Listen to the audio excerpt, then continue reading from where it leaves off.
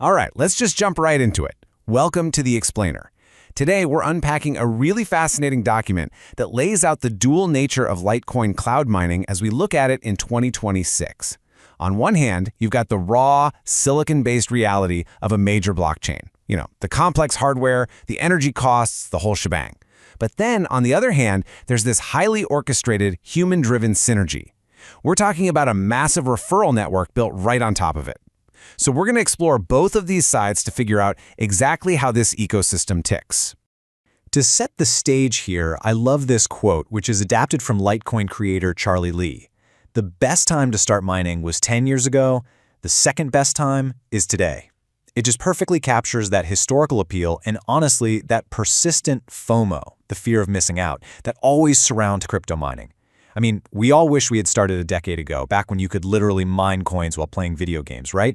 But as we'll see in the data, the reality of mining today in 2026 is, well, it's vastly different from setting up a humming desktop in your bedroom 10 years ago.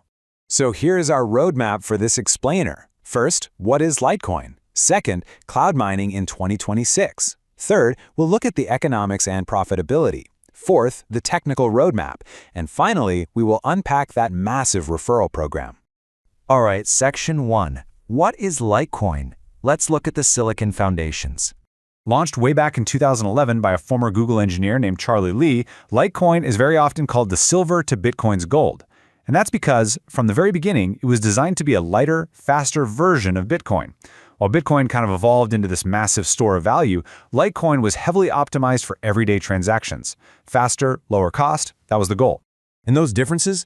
They aren't just philosophical, they are baked right into the code itself. Litecoin generates a new block every 2.5 minutes. That is 4 times faster than Bitcoin, making it way more practical for, say, buying a cup of coffee rather than just storing your wealth in a digital vault.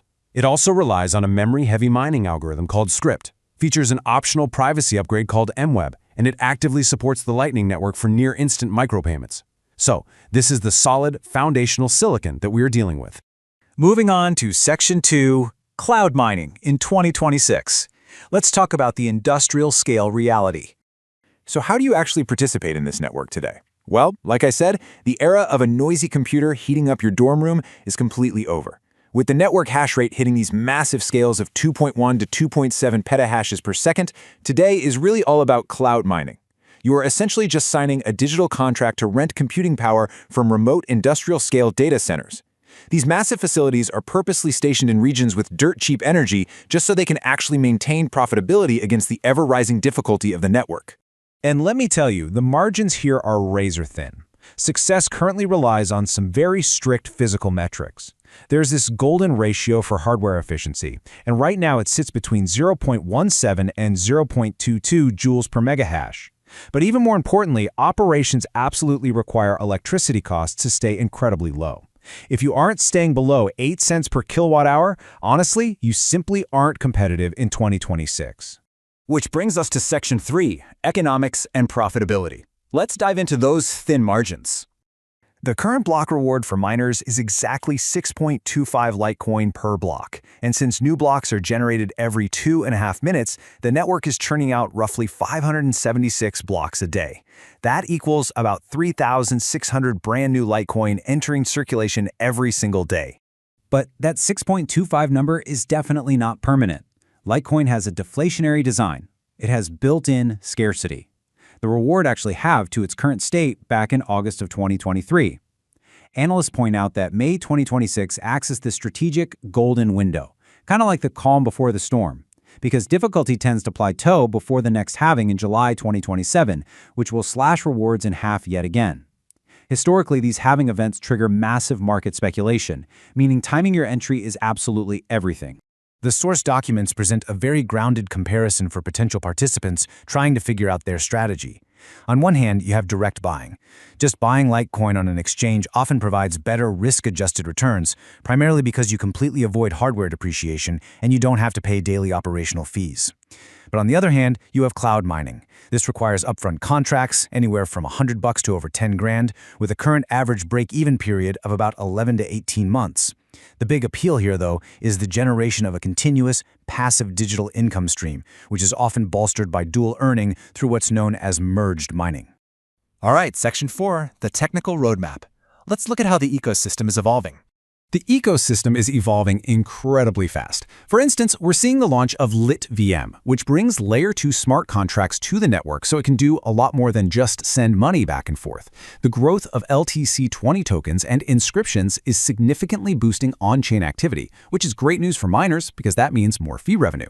Plus, Wall Street is literally knocking on the door, with major asset managers filing for spot Litecoin ETFs.